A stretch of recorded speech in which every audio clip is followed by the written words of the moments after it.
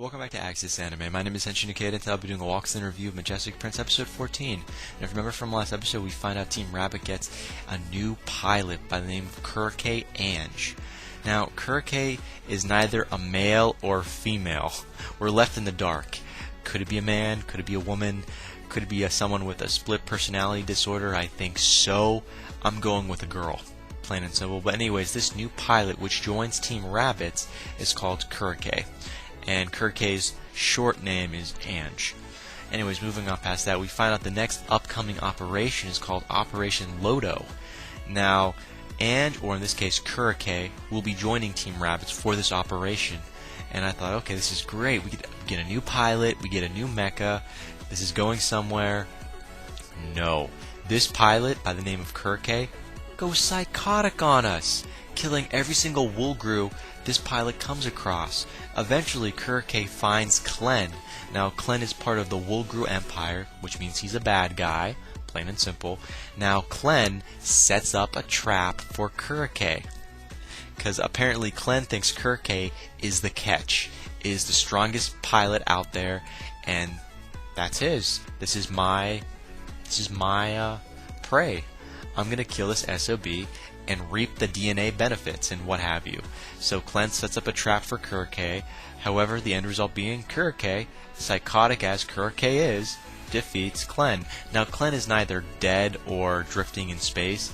Klen just is defeated and he retreats, plain and simple. And again, that's where the episode ends, and I'll have my final thought and rating at the end of the clip, so stay tuned. But let's dive right on in. So we open up this episode with Izuru.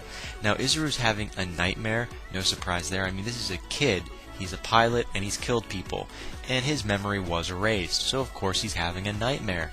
And again, that's where we open up with. Moving on past that, we find out Kurake and Izuru are having an open conversation. And within this open conversation, apparently, Kurake tells Izuru, you know, you can call me Ange.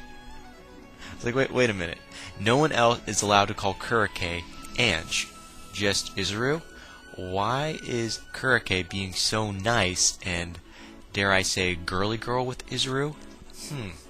Could Kurake have the hots for Izuru, or is Izuru just a girl with a guy personality that's really fucked up? Hey, I'm not throwing the towel. I'm not saying it's just a girl. It could be a guy. We don't know. It's just fucked up. Anyways, we're taking a little cutscene with Izuru. Yet again, he is still talking with Kurake. Now, apparently, Izuru asks Kurake, would you like to join the rest of Team Rabbit in our upcoming training exercise? I'm like, okay, this is great. Wait for it. Oh, by the way, Kurake, are you a man or are you a woman? Yes, Izuru asked the big question to Kurake, are you a man or are you a woman?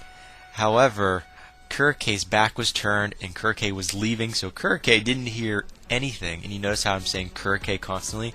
I don't want to say him or her and then be corrected later on, but anyways, Kurake walks away from Izuru and doesn't give him an answer. I don't believe Kurake even heard what Izuru had to say after the whole training conversation about, joining Team Rabbit for the training exercise. So I thought, what the fuck? Come on, just answer the question. Are you a man or a woman? Sorry, I just linger with that big question, but it bothers me. Anyways, moving on past that, we're going to do a little cutscene with Tamaki. Now, Tamaki thinks Kurake is a girl, or at least that's what I was getting from her, that Tamaki thinks Kurake is a girl. Beforehand, I thought Tamaki thought Kurake was a guy. She had the whole "you're hot" type of attitude. However, in this case, Tamaki thinks Kurake is a girl. And Kei is just being very skeptical. And Kei is by far convinced that Kurake is a woman. If you think about it, if Kurake was a guy, then she wouldn't get jealous. However, if Kurake is a girl, Kei is going to get really jealous because it's another girl that's competing for Izuru's attention. So it makes sense that Kei is going to be very skeptical. At the same time, believes Kurake may be a girl. Maybe. Just putting that out there, of course. Now, Izuru wants to show Kurake the video that Randy gave him. Again, I'll say this one more time. Izuru wants to show Kurake the video that Randy gave him. And that video was porno. Yeah, it was porn. Plain and simple. He wants to show porn to Kurake. That would outright tell everyone if Kirke was a man or a woman, because if it was a guy and he enjoyed it, so it's a guy. If it's a girl, she'll probably find it disgusting. But that may not be the case. Everyone has different taste. I can't wait to see this backfire in both Izuru and Asagi's face. I'm sorry. Come on, think about it now. He's showing Randy's video to Kirke, or is about to. I can't wait to see this right there, explode like everywhere. Anyways, moving on past that, we're taking a little cutscene with Kirke. Now, Kirke is training with Team Rabbits, but it goes very sour for Team Rabbits because you know what? Kirke excels in everything, including weapons. Yeah, including weapons, design, manufacturing, what have you. So Sergei, you would assume Sergei was going to pull the wool over Kirke's eyes because Sergei knows everything about sniping, weapons and what have you. Kirke was on top of that. I was like, whoa. Not only was Kirke able to defeat Asagi in this little digital, per se, chess match with different spaceships and what have you, but she also bested everyone. I said she, I apologize. Kirke bested a few other members of Team Rabbit as well. Kirke is full of energy. I'm very impressed. At the same time, answer the damn question, male, female. Now the way Kirke was dressed, it's more male-ish. So the way Kirke was dressing was a guy type of clothing. But the attitude at one point was a girl's attitude. So again, I'm getting mixed signals if this is a man or if this is a woman. It's kind of freaking me out. But again, Kirke is excelling in everything, including cooking. Remember how Kay could cook but it tastes like shit? Kirke can cook and everyone loves her shit because it just tastes amazing. I'm like, nothing can taste that amazing unless it's cheesecake.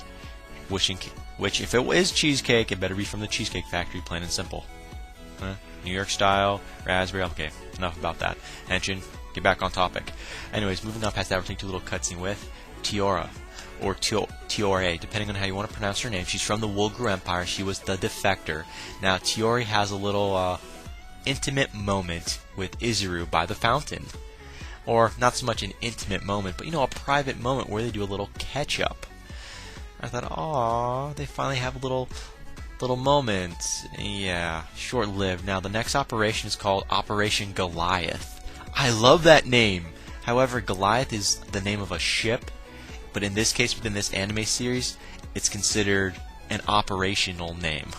I said operational, I mean operation name. So the next operation is called Operation Goliath, and it's to rescue a supply ship. You give a great name to an operation to rescue a supply ship. What the fuck? I'm sorry, but anyways, the next operation is called Goliath, and it's to rescue a supply ship.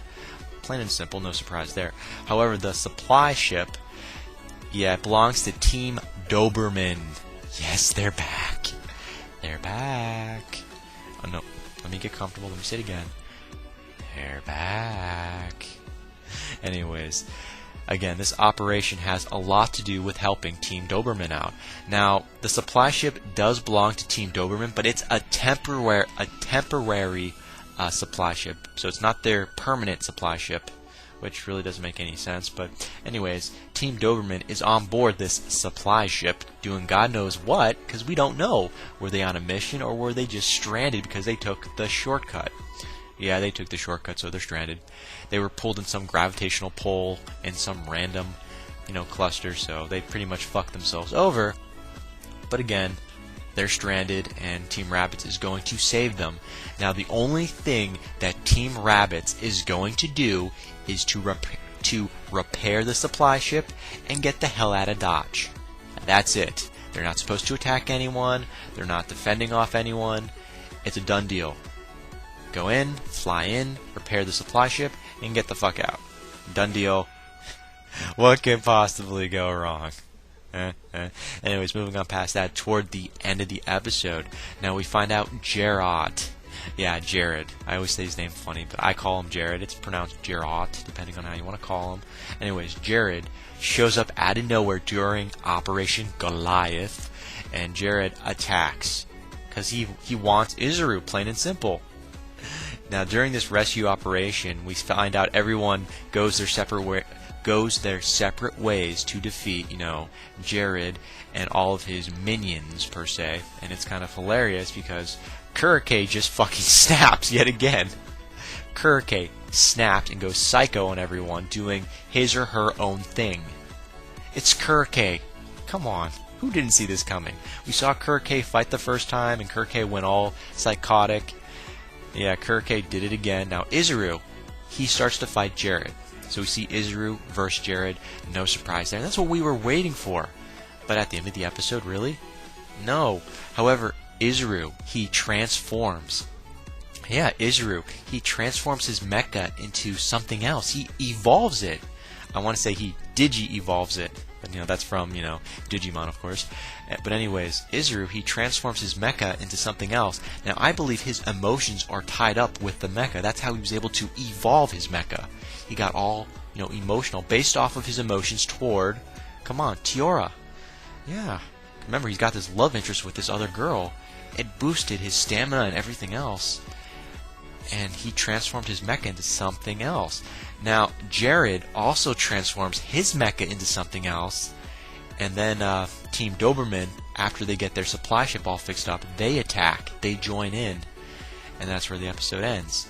As for final thoughts, well, first of all, if Jared can transform his mecha and Izuru can transform his mecha, when is everyone else going to transform their mecha into this next evolution? Well, I can't wait. Now, moving on to the big question. Ladies and gentlemen, boys and girls, what the fuck and who the fuck is, Ange, or in this case, Kurike? Is Kurike a woman, or is Kurike a guy? And if Kurike is neither, then what the fuck is Kurike? A messed up person? A guy trapped up in a girl's body, or a guy trapped up in a girl's body? A project gone wrong? We have no idea. Maybe Kurike is a Woolgrew defector. Who knows? But again, that is it for my final thoughts. As per my rating, 3 out of 5. I found this episode a little funny at one point in time, a little dramatic, and a little action-packed. So a little bit of everything. No real new information. We got a new operation called Goliath, but that's about it. So final rating, 3 out of 5, and that ends it for my walkthrough and review of Majestic Prince Episode 14. Definitely comment down below, let me know, thumbs up, thumbs down, definitely subscribe, check me out on Twitter, and follow me if you like. Let me know what you thought of this episode, and let me know what you think's going to happen in the next episode that's coming out. Before I go, I gotta say it, and I always say it. You can't stop the access, but you can watch the feed. I'll see you later, guys.